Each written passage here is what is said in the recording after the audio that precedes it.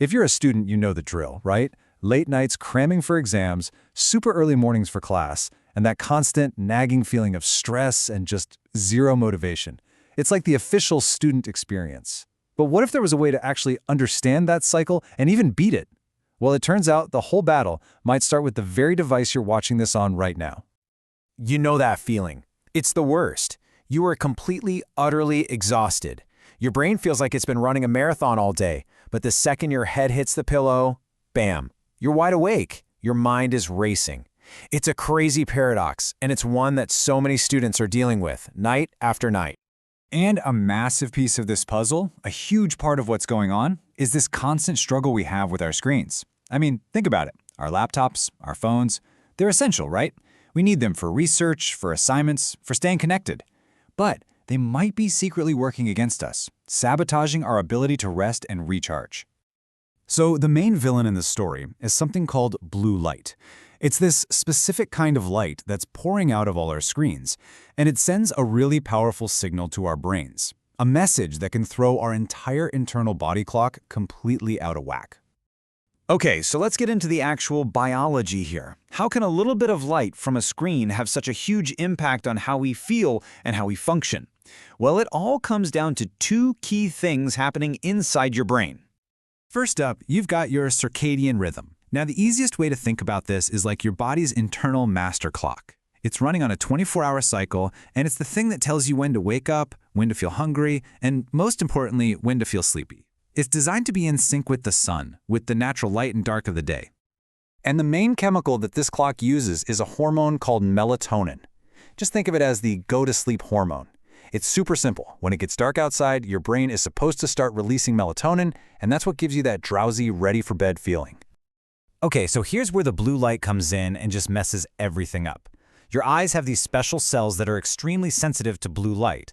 So when you're scrolling on your phone at night, those cells detect that light and send a panic signal to your brain that basically says, hey, it's the middle of the day, sun's out, stay awake. And what does your brain do? It slams the brakes on melatonin production, just stops it. The result is you feel alert, you feel wired, even when you should be winding down for sleep. And we're not talking about a small effect here. Get this, research has shown that just 2 hours of using a tablet in the evening can cut your brain's melatonin production by more than half. 55%. That is a massive disruption from something most of us do every single night without even thinking about it. So this isn't just about feeling a little tired. This biological mess doesn't just stay in your brain. Oh no, it spills over and directly affects your academic life.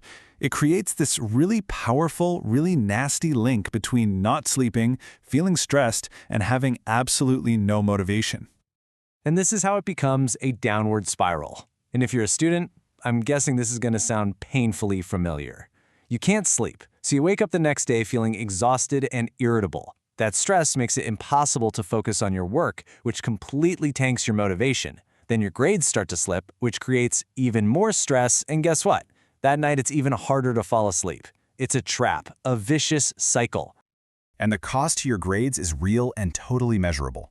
One study found that for every single hour of sleep a college student loses per night, their GPA can drop by 0.07. Now, I know that doesn't sound like a huge number, but think about it. Over a whole semester, or an entire year, that really adds up. In fact, this feeling has a specific name. It's called amotivation. It's not just feeling a little lazy or uninspired. No, this is a specific kind of burnout where you have a total lack of motivation to do anything. And the science is crystal clear on this. There is a major direct link between how poorly you sleep and how much amotivation you feel. Now, what's pretty interesting is that this experience isn't exactly the same for everyone. One recent study actually found that, on average, male students reported having significantly better sleep quality than female students. It suggests there might be other factors at play, like how we handle stress, different social pressures, or even hormonal changes that might be impacting sleep differently. Okay, so that's the problem. And yet, it is a really tough cycle to be in. But here's the good news. There are powerful, science-backed ways to break out of it. And the first tool we're going to talk about has nothing to do with your phone. It's all about your mindset. So this really comes down to the two different voices we all have in our heads. On one side, you've got that self-critic. You know the one. It's the voice that tears you down when you get a bad grade, tells you you're not good enough. That just fuels anxiety. But on the other side, you have self-compassion. And this is all about treating yourself with the exact same kindness you would give to a good friend who was struggling. It's about recognizing, hey, I'm a human being, it's okay to not be perfect. And I want to be clear, this is not just some feel-good, fluffy idea. This is a physiological shield. Practicing self-compassion actually activates the soothing systems in your brain. It literally lowers your main stress hormone, cortisol. It's scientifically shown to reduce how much stress you feel, ease anxiety and depression, and, get this, it actually helps you make healthier choices for yourself. So self-compassion is your mental shield. But you also need a practical toolkit, right? You need to actually change your behaviors. This is where we get into the nuts and bolts of how to build better habits that are actually going to support your sleep and your well-being.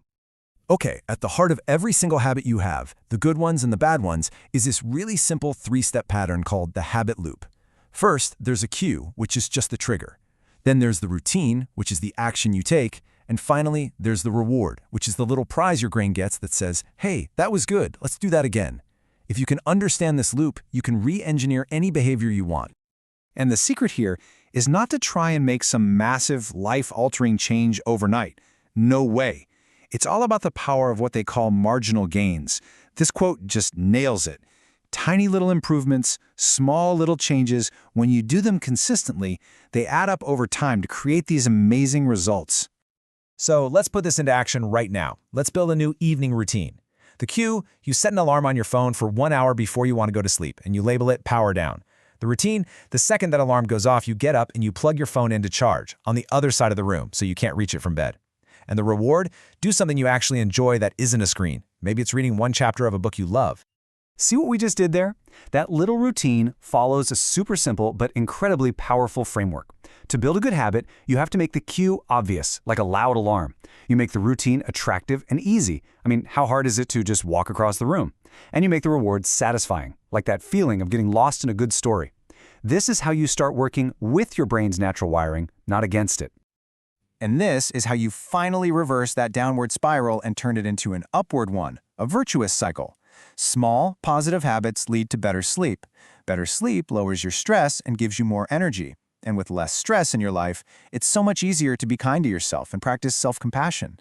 The two solutions work together, feeding each other, creating this amazing positive momentum towards success and well-being.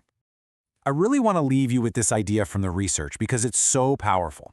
Being kind to yourself isn't a weakness, it's your armor. It is a shield. A compassionate response to your own struggles might be one of the most resilient, powerful things you can do to protect yourself from all the pressures of being a student. So my question to you is this. Forget about overhauling your entire life tomorrow. What is the one, tiny, almost